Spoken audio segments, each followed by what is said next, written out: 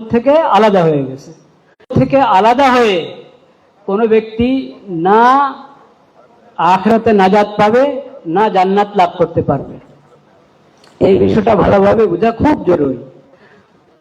যারা আখিরে নবী সাল্লাল্লাহু আলাইহি সাল্লামকে আখিরে নবী হিসাবে, খাতামুন নবী হিসাবে যদি কেউ গ্রহণ না করে, সে যদি 100 বার কোরআন মানি, আমার আল্লাহর উপর আখিরাতের প্রতি ঈমান আছে, তার এই কথার কোনো গ্রহণযোগ্যতা নেই। কারণ এই সব কিছু, আল্লাহর প্রতি ঈমান, আখিরাতের প্রতি ঈমান, ইসলামী শরীয়ত, যাবতীয় সবকিছু তো তুমি আখিরে নবী হযরত মুহাম্মদ মুস্তাফা সাল্লাল্লাহু আলাইহি ওয়াসাল্লামের মাধ্যমে পাবে। হিসাবে গ্রহণ না করলে তাহলে তোমার এই সব দাবি মিথ্যা। এই কথাটা ভালোভাবে বুঝতে হবে। কাদিয়ানীরা শুধু আকীদায়ে খতম নবুয়তকে অস্বীকার করে না, পুরো ইসলামকে অস্বীকার করে। এবং যে কথা একটু আগে আরেকজনও বলেছেন, যে এখানে অধিকার, ধর্মীয় অধিকার সবার আছে, ধর্মীয় অধিকার সবার আছে, সেটা তো তোমার আগে বলো তোমার ধর্মটা কি? তো কাদিয়ানীর ধর্ম কি ইসলাম? কাদিয়ানীদের ধর্ম ইসলাম না। ইসলাম নাম পেশ করো, অধিকার পাবে। এই সত্যটা ভালোভাবে অনুধাবন করো, কারণ প্রতারণার তো কোনো সুযোগ নাই। তারা তো প্রতারণা করে যাচ্ছে মুসলিম উম্মতের সাথে, ইসলামের নাম ব্যবহার করে, নবীদের নাম ব্যবহার করে, ইসলামের কালিমা ব্যবহার করে, ইসলামের পরিভাষা ব্যবহার করে, মসজিদ শব্দ ব্যবহার করে, ইসলামের প্রতি দাওয়াত দেওয়ার নাম এবং পরিভাষা ব্যবহার করে প্রতারণা করে যাচ্ছে। প্রতারণার অধিকার কারও নাই। অধিকার আছে, কিন্তু প্রতারণার অধিকার নাই। তো প্রতারণা যে করছে কাদিয়ানীরা, এই প্রতারণাটা বন্ধ করা এটা সরকারের দায়িত্ব এবং জনগণের দায়িত্ব। তারা সরকারকে উদ্বুদ্ধ করবে, সরকারকে তাকিদ করবে। ওলামায়ে কেরামের দায়িত্ব সরকারকে বলা, তাছাড়া প্রত্যেক মুসলমানদেরকে আকীদায়ে খতম নবুয়তের ব্যাপারে, আকীদায়ে খতম নবুয়তের সাথে লাওয়াজ আছে। এটা তো একটা শব্দ মাত্র। আকীদায়ে খতম নবুয়ত বলতে কি কি আকীদা আছে? এটার মধ্যে একটা আকীদা, আগের সকল শরীয়ত আখিরে নবী সাল্লাল্লাহু আলাইহি ওয়াসাল্লামের শরীয়তের মাধ্যমে আল্লাহ তাআলা রহিত করে দিয়েছেন। এই আকীদা যে মানবে না, তার আকীদা খতম নবুয়তের উপর কখনোই ঈমান নাই।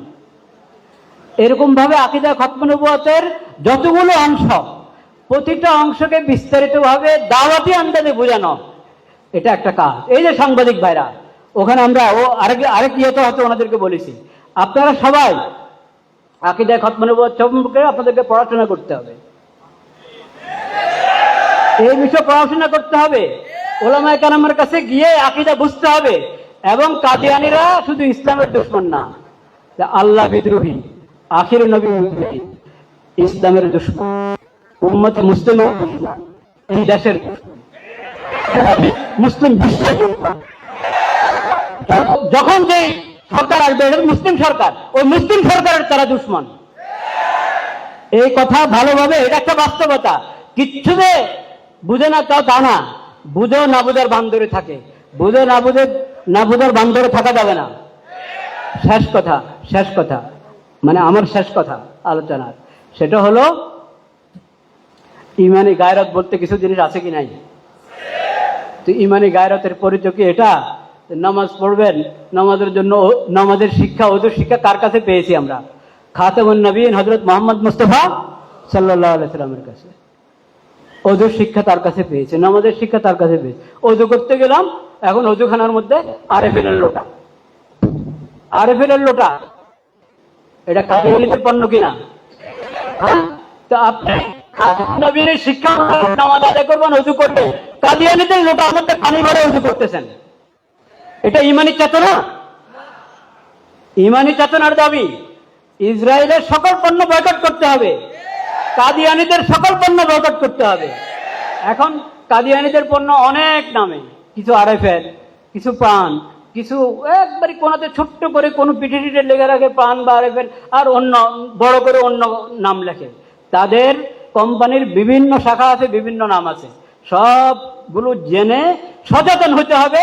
তাদের কোনো পণ্য নবী করিম সাল্লাল্লাহু আলাইহি ওয়াসাল্লামের উপর ঈমান আছে, আখির নবীর প্রতি ঈমান আছে, তার কোনো উম্মত কাদিয়ানীদের কোনো পণ্য ব্যবহার করতে পারে না। নবীর মুহাব্বতের দাবি এটা না যে নবীর দুশমনের পণ্য ব্যবহার করবে। আর যারা মুসলিম তাদের পণ্য ব্যবহার করবে না। এটা কেমন কথা? রোজা রাখবেন সারাদিন, প্রাণের জিনিসপত্র দিয়ে আপনি ইফতার করতেছেন, এটা কি ইমানের চেতনার দাবি?